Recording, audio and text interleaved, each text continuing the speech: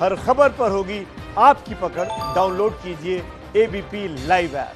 और अब बात भारत और नेपाल की। भारत और नेपाल के बीच आज भले ही तनाव हो, लेकिन दोनों देशों के रिश्तों में इतनी करीबी रही है कि सीमा पर कोई दीवार बनाने की कभी जरूरत नहीं पड़ी। सिर्फ पिलर्स लगाकर सरहद तय हो गई।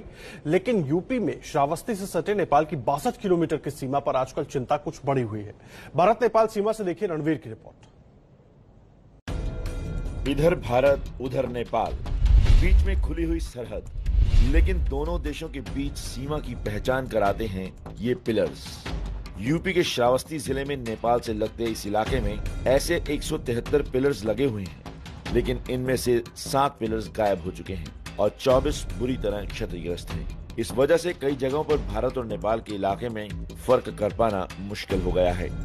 मैं इस वक्त श्रावस्ती जिले के नोमैंस लैंड पर खड़ा हूं और ये पिलर नंबर 636/4 है।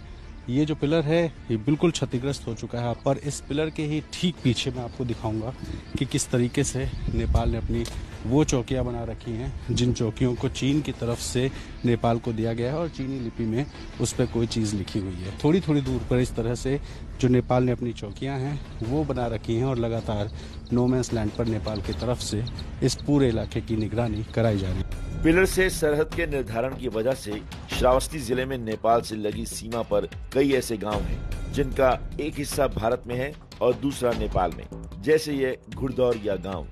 मेरे पीछे दिख रहा गांव आपको बेहद सामान्य सा गांव दिखाई दे रहा होगा, लेकिन अगर मैं कहूं कि मेरे पीछे जो गांव है वो एक नहीं बल्कि 2 गांव है तो शायद आपको यकीन ना हो। और उसके बाद अगर मैं ये कहूं कि ये एक नहीं बल्कि 2 देश है तो आप और ज्यादा हैरान होंगे, लेकिन ये सच है, क्योंकि ये जो पिलर है यही पिलर भारत और नेपाल को बांटता है। और इस वक्त मैं नोमैंस लैंड पर मौजूद हूँ। ये जो गांव दिखाई दे रहा है इस गांव का नाम है घरदौरिया।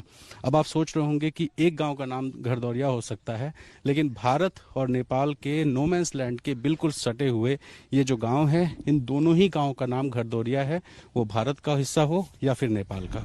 यूपी के श्रावस्ती से लगती नेपाल सीमा पर ऐसे कई गांव हैं जो नोमैंस लैंड पर बसे हैं। सरहद की पहचान बताने वाले पिलर्स के गायब होने से कभी भी झगड़े की नौबत आ सकती है। हालांकि यहाँ बसे गांव के लोग कह रहे हैं वो बिना पिलर्स के भी बता देंगे कि कहां से भारत की सीमा है और कहां से नेपाल की। ये पिलर अगर ना दिखे तो आप लोगों को समझ में आता है कौन इंडिया है कौन नेपाल? हाँ, समझ आ जाएगा सर। अब हम लोग इधर के रहने वाले हैं तो पिलर हट भी जाएगा फिर भी हम लोग बता देंगे हमारा इंडिया किधर से है, कहाँ से नेपाल है, सब मालूम चल जाएगा। हालांकि भविष्य में अगर भारत नेपाल के बीच इन पिलर्स की वजह से किसी विवाद की नौबत आएगी तब शायद ऐसी गवाहियां काम नहीं करेंगी।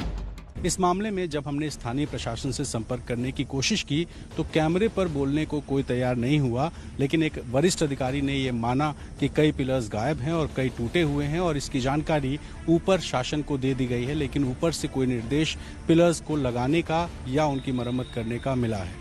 ऐसे में 62 किलोमीटर की श्रावस्ती से लगती सीमा पर जो पिलर्स गायब हैं और जो टूटे हुए हैं उनकी मरम्मत बेहद आवश्यक है और उम्मीद है कि भारत और नेपाल के जिस तरह के हालात हैं उसको देखते हुए सरकार जल्द ही इसको ठीक कराए।